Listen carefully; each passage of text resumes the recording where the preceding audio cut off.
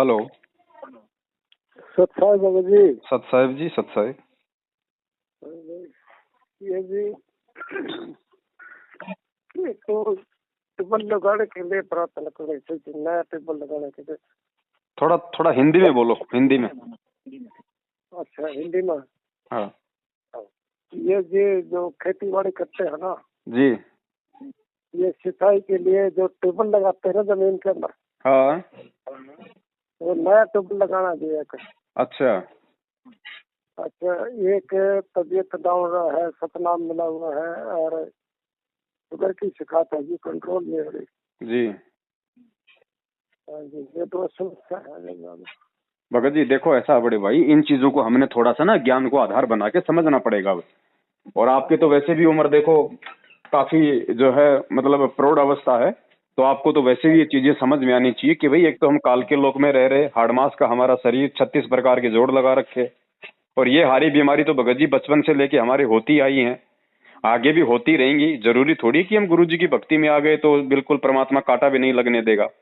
हमारे संस्कारवश इस तरह की आपत्तियां भगत जी आती रहती हैं। परमात्मा हमें इतनी राहत देता है कि जिनसे बहुत ज्यादा नुकसान होना हो, भक्ति मार्ग में बाधा उत्पन्न होनी हो, वो परमात्मा टाल देते हैं, हल्का करके निकाल देते हैं हमारे इन प्रारब्ध के पाप कर्मों को। ठीक है जी, ठीक। और ये हमने परमात्मा से प्रार्थना करते रहनी है। परमात्मा से प्रार्थना का मतलब है परमात्मा की भक्ति को मर्यादा में रह के करते रहना, वही सबसे बड़ी प्रार्थना है। तीनों टाइम की हम आरती करते हैं तो संध्या आरती में हम गुरु जी से माफी तो मांगते हैं सारा दिन में, और जन्म जन्मांतरों में हमने जो गलतियां की हैं हम संध्या आरती में उसकी माफी तो मांगते हैं परमात्मा से। और सुबह के नित्य नियम में हमें परमात्मा यह आदेश देते हैं कि भाई तुम्हें क्या करना है, तुम्हें कैसे रहना है, तुम्हारे साथ कोई फालतू में लड़ाई करे झगड़ा करे तो तुम्हें कैसे उसके साथ में बर्ताव करना है। तो ये भक्ति विधि अगर हम सही तरीके से करेंगे तो भगत जी परमात्मा दया करते हैं, क्योंकि गुरुदेव ने खुद कहा है कि बेटा 70% लाभ तो भक्ति मार्ग में तुझे केवल सत्संग सुनते रहने से ही मिलेगा, क्योंकि सत्संग से ज्ञान होता है, ज्ञान से भगत जी दृढ़ता आती है।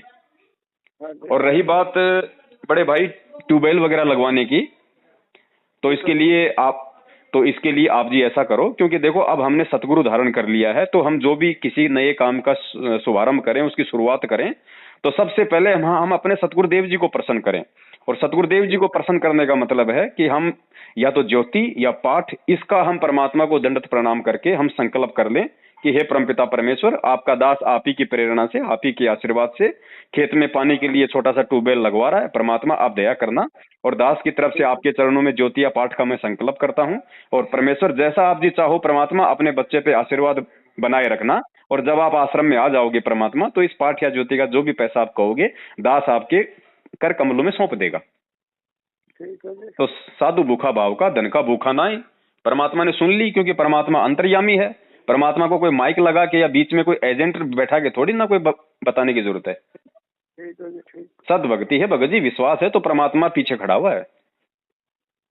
विश्वास तो है जी, हम लोग कितने साल हो गए, 3-4 साल हो गए नाम लिया ना जी। बस। और ये छोटी मोटी चीजें भगत जी, ये देखो आज खुद परमात्मा जेल में बैठा हुआ, खुद परमात्मा कोर्ट में याचिका लगाते हैं कि मेरी पीठ में दर्द है, मेरी कमर में दर्द है, मेरी छाती के अंदर बलगम जमा हुआ है। हालांकि वो परमात्मा का तेज पुंज का शरीर है, वो शब्द स्वरूपी है, धरती पे खुद वो कबीर मौजूद है, लेकिन फिर भी वो ऐसी लीला क्यों कर रहा है आप और हमें संदेशा देने के लिए भगत जी, कि भाई मैं परमात्मा होते हुए इस काल लोक में आके इसके बंधनों में बंध के जब मैं इसके विधान से बाहर नहीं हो सकता, तो भाई तुम कैसे हो सकते हो।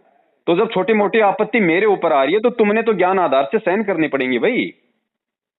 देखो मालिक पे कोई कर्म लागू नहीं है, गुरुदेव पे इस सृष्टि का कोई भी कर्म लागू नहीं है, क्योंकि परमात्मा यहाँ का नहीं है। और परमात्मा पे ना कोई वो कर्म लागू होता भगत जी, सोचने की बात है। अगर कोई जानवर अगर किसी के पेट में अगर सींग घुसा दे, वो अगर मर जाए, तो भगत जी उस जोटा को या भैंसा को कोर्ट में जाके खड़ा नहीं किया जा सकता, पुलिस उसके ऊपर कोई मुकदमा नहीं करती है। तो जब इस लोक में एक जानवर के ऊपर कोई वो कर्म लागू नहीं है, तो भगत जी भगवान पे कहां से हो जाएगा। ये कर्म तो आप और हमारे ऊपर लागू है, मानव शरीरधारियों पे लागू है। तो परमात्मा तो एक लीला कर रहे हैं। और सबसे बड़ी बात है भगत जी, वो परमात्मा हमारे प्रारब्ध के, भगत जी आज वो परमात्मा यदि जेल में बैठा है ना, यदि जेल भोग रहा है ना, वो जेल भगत जी यकीन मान लेना हम भक्तों के हिस्से की हो। आज अगर हम उनके शरण में ना होते तो हमारे पाप कर्म इतने थे, और हमारे वर्तमान के जो कुकर्म थे वो भी इतने ज्यादा थे। आज हम किसी न किसी तरीके से या तो कोई जेल में बैठा होता, या कोई हॉस्पिटल में होता, या कोई मर गया होता।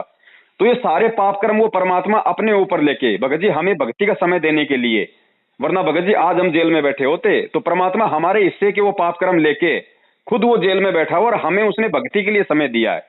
तो हम भगत जी पाखंड में पाव ना दें, हम किसी अज्ञानी के कहने पे ना चलें, जो ज्ञान गुरुदेव ने दे दिया उसको आधार बनाएं।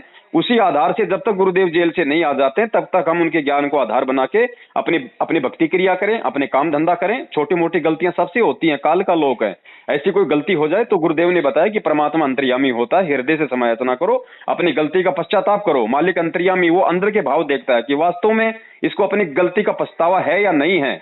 उस आधार से परमात्मा जीव को क्षमा करता है और भक्ति करते रहना चाहिए, भक्ति नहीं छोड़नी चाहिए चाहे कोई भी गलती हो जाए। भक्ति तो नहीं छोड़ रहे जी, भक्ति तो हम पूरा मन तन लगा करके और ठीक कर रहे थे भक्ति तो। बस तो बड़े भाई कोई दिक्कत नहीं है, आप तो परमेश्वर को ज्योति या पाठ का संकल्प करके लगा दो, खेत में ट्यूबवेल जो होगी सो देखी जाएगी, करने वाला राम है। ठीक है जी। हमारे भाग अगर हमारे लिए अच्छा होगा तो पानी होगा, अगर नहीं होगा तो भी भगत जी हमारे लिए अच्छा होगा। हाँ ये तो है जी। हर स्थिति में ये मानो कि परमात्मा जो कर रहा है वो सही कर रहा है, क्योंकि हमें नहीं पता भगत जी, क्योंकि वर्तमान में कौन सी क्रिया हमारे लिए फायदेमंद है, कौन सी क्रिया हमारे लिए नुकसानदेह, ये केवल परमात्मा को पता है। उसी आधार से परमात्मा हमें लाभ देगा भगत जी। ठीक बात है जी। तो हमें घबराने की बिल्कुल जरूरत नहीं है। पहले भी तो हम अपना काम कर रहे थे, पहले भी तो हनुमान जी के फोड़ के नारियल और अपना काम कर देते थे। हाँ जी। तो आज भी परमात्मा को मार के दंडोतर ठोक दो ट्यूबवेल खेत में। ठीक है बात है जी। और जैसे ट्यूबवेल लगाओ तो परमात्मा का मोबाइल में मंगलाचरण लगा देना। मंगलाचरण का मतलब है मंगल ही मंगल होना। अच्छा जी। बस कोई एजेंट की जरूरत ही नहीं भगत जी, हमारा डायरेक्ट परमात्मा से संबंध है, ऑनलाइन संबंध रखो मालिक से। ठीक है, ये मतलब नया टेबल लगाने के लिए ज्योति के लिए पाठ की पूजा। हाँ, ज्योति या पाठ का संकल्प कर लो, जो भी आपको सुटेबल लगे। ठीक है जी। मान लो ज्योति सिंह पाठ की पूजा करते हैं फिर किसको देना पड़ता है? देना केवल जब गुरुजी आएंगे जेल से, तो जब गुरुजी जहां भी आएंगे ना, जिस भी आश्रम में आएंगे, वो गुरुजी के हाथ में देना है। क्योंकि साधु भूखा भाव का, धन का भूखा ना ही, परमात्मा हमारे पैसे का भूखा नहीं है।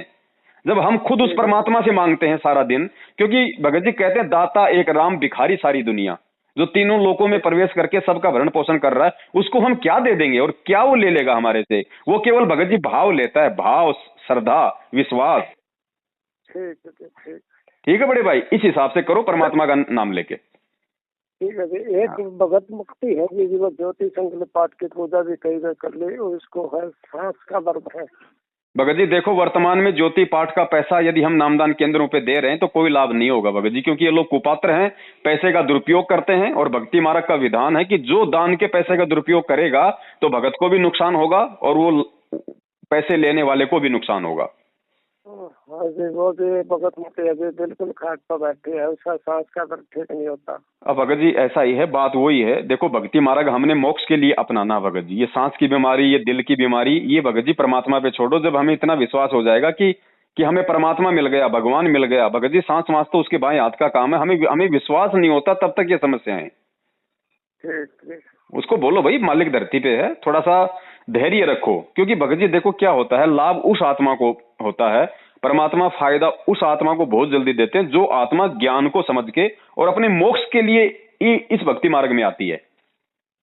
और जो अपने सांस की बीमारी के लिए नाम लेता है तो भगत जी फिर वो परमात्मा अपने हिसाब से लाभ देगा, क्योंकि परमात्मा को पता है कि अगर इसको तुरंत सांस की बीमारी में लाभ दे दिया तो ये फिर तेरे पास नहीं रहेगी। तो परमात्मा उसी हिसाब से लाभ देता है, क्योंकि वो अंतर्यामी होता है, उसको आगे का पता है कि ये भगत किस तरीके से भक्ति पे लगा रह सकता है। इसको थोड़ा थोड़ा अगर दुख तकलीफ देता रहूं, इस वजह से भक्ति पे लगा रहेगा, तो परमात्मा उसको थोड़ा थोड़ा दुख तकलीफ देता ही रहेगा। मालिक नहीं चाहता कि ये मेरे से दूर हो जाए, परमात्मा उसको अपने पास रखना चाहता है। अब वही बात है, भगत जी गुरु जी कहते हैं हॉस्पिटल में चले गए, डॉक्टर को अपने आप को सौंप दिया, तो भाई अब डॉक्टर का काम है, मरीज अपनी चलाएगा तो बात नहीं बनेगी। तो भगत जी आध्यात्मिक डॉक्टर गुरुदेव हैं, हम जन्म मरण के रोगी हैं। हमने अपने आप को नाम दीक्षा लेने के बाद में गुरुदेव को सौंप दिया। अब गुरुदेव की मर्जी है वो किस तरीके से हमारा इलाज करते हैं। हमने ज्ञान आधार से संयमित होकर चलना भगत जी। मान लीजिए आज अगर गुरु जी का नाम दीक्षा नहीं ली होती तो सांस की बीमारी तो भगत जी फिर भी होनी थी उसको, फिर क्या करते? फिर भी किसी न किसी तरीके से तो टाइम पास करते। तो आज तो ये विश्वास होना चाहिए कि मैं बंदी छोड़ की शरण में हूं, जो मेरे अगर मेरे को कोई नुकसान भी होना होगा तो भी परमात्मा उसको हल्का करके टालेगा। ठीक है। हाँ ठीक है बड़े भाई। ठीक है जी। सत साहिब।